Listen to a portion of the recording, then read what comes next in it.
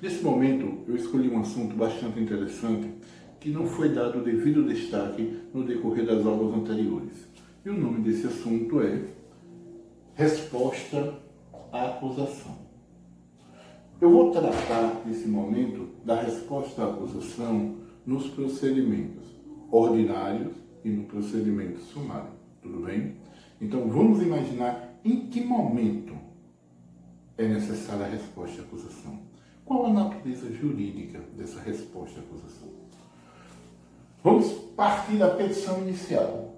No processo penal, tanto a denúncia quanto a queixa-crime, ela é uma petição inicial.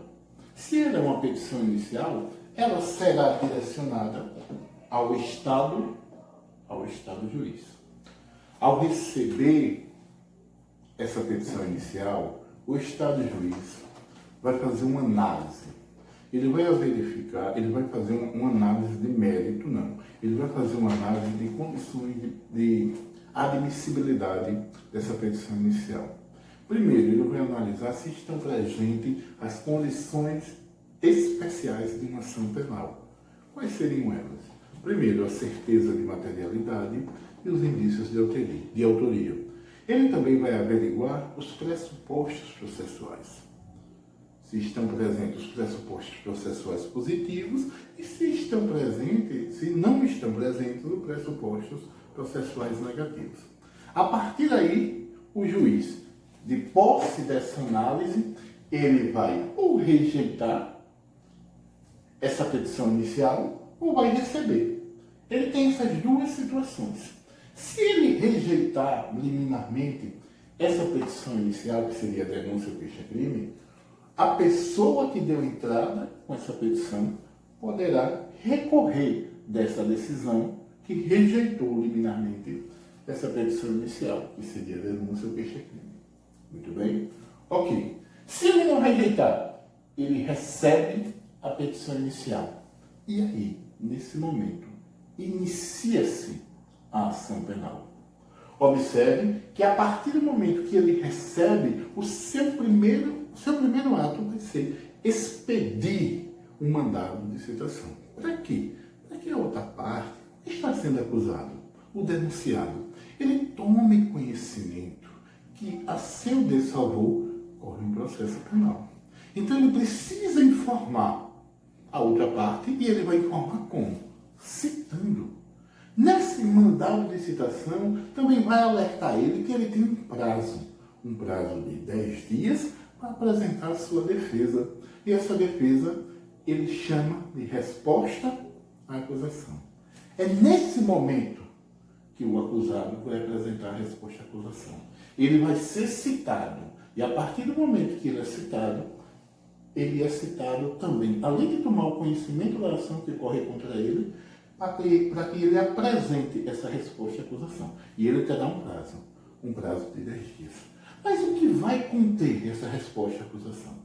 O que é que o denunciado, o acusado, vai poder colocar nessa resposta à acusação? Olha, ele vai poder arguir preliminares de mérito, ele vai também alegar tudo que for de interesse à defesa dele.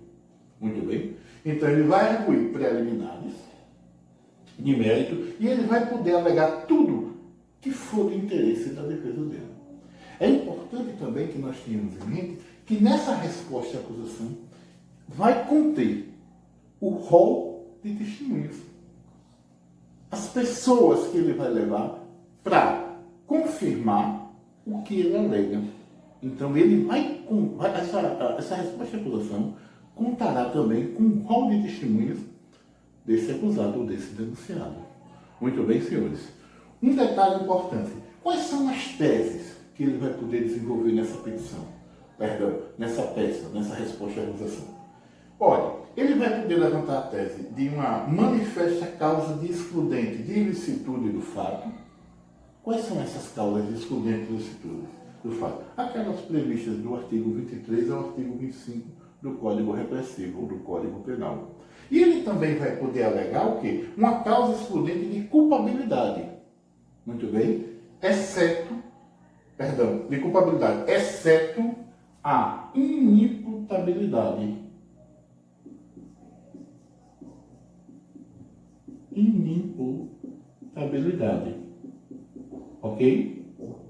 Uma outra tese que ele vai poder alegar é o que o fato que está sendo narrado na denúncia não constitui crime, tornando esse fato narrado um fato atípico. Uma outra tese que ele também vai poder levantar nessa resposta à acusação é que quando a extinção da punibilidade, se ocorrer qualquer uma das situações previstas no artigo 107 do Código Penal, ele vai poder alegar agora nessa resposta à acusação. Então, todas essas teses, elas visam o quê? Elas vão visar a absolvição sumária. O objetivo dele levantar essas teses é buscar a absolvição sumária, para que o processo se encerre de vez e que não tenha continuidade, que ele não precise de uma audiência de instrução. Muito bem? Então, essas teses, tanto a existência manifesta de causa excludente, de ilicitude do fato ou de culpabilidade, exceto a inimputabilidade, quanto que o fato narrado evidentemente não constitui crime, ou que está extinta a sua punibilidade, são teses levantadas buscando a absolvição sumária. E essas teses estarão constando de quem? Da sua própria resposta à acusação. Lembre-se que a resposta à acusação é de extrema importância. No processo civil, o que nós sabemos? Que essa primeira defesa poderia ser uma contestação. No processo penal, nós não temos contestação. Nós temos resposta à acusação, num prazo de 10 dias. Mas vamos analisar. Professor, o juiz dá um prazo de 10 dias. E se ele não apresentar? Olha, se ele não apresentar essa resposta à acusação num prazo de 10 dias, o juiz intimará a Defensoria Pública para que ela apresente essa resposta à acusação. Mas, professor, não pode, essa peça pode deixar de existir? Não. Essa peça é de fundamental importância. Todo o processo penal tem que constar, principalmente no procedimento ordinário, no procedimento sumário, a defesa. É tão importante que o próprio STF já se pronunciou isso através de uma súmula. A súmula 523, que diz bem assim: no processo penal, a falta de defesa constitui nulidade absoluta, ou seja, tem que constar a defesa. E tem mais ainda, na sua deficiência, ou seja, se ela estiver deficiente, só anulará se houver prova de prejuízo para o réu. O que é que nós tiramos no entendimento dessa súmula do STF?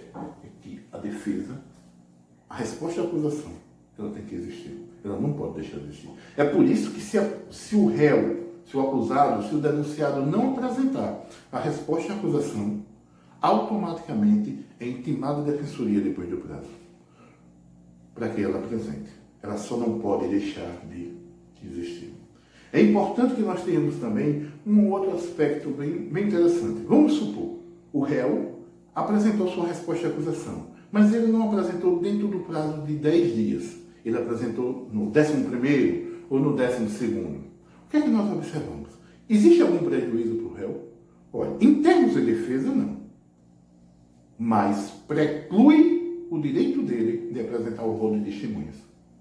O rol de testemunhas dele provavelmente não será aceito.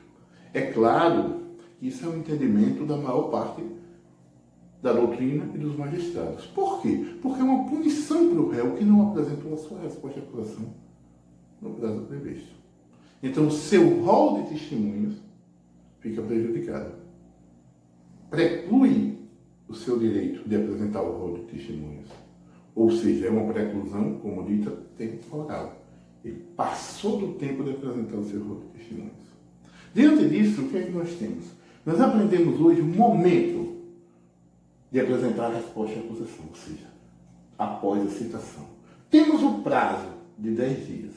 E esse prazo é contado a partir de que momento, professor? Olha, segundo a súmula 710 do STF, a partir do momento da citação ou da intimação. A partir do momento que é intimado, e não da juntada da intimação ou da citação nos autos. Esse prazo é iniciado a partir do momento em que ele é intimado, em que ele é citado. Muito bem, senhores. Olha, qualquer prazo dentro do processo penal vai ser contado a partir deste momento. Então, a partir deste momento é que se abrirá o prazo de 10 dias, segundo as contagens padrões de prazo dentro do processo penal. É importante que nós tenhamos em mente o seguinte também. Essa resposta à acusação, essas teses levantadas, elas buscam a absolvição sumária. E tem um detalhe aqui. Quando eu falo sobre a existência manifesta de causa excludente de culpabilidade, exceto a inimputabilidade. Por quê? Porque a inimputabilidade, ela não busca a absolvição sumária. Na inimputabilidade, nós teremos a medida de segurança e não a absolvição sumária. Perfeito, senhores? Então, eram essas características que eu gostaria de ter passado para vocês e passei agora nesse momento. Essa peça é de extrema importância que nós conheçamos cada detalhe que foi colocado neste momento aqui. E é importante que nós tenhamos em mente também o seguinte, que é uma forma, é um meio de defesa do réu. Perfeito? É o primeiro momento que o réu vai se defender dentro do processo. Ok, senhores? Então, qualquer dúvida, pergunta ao patriota.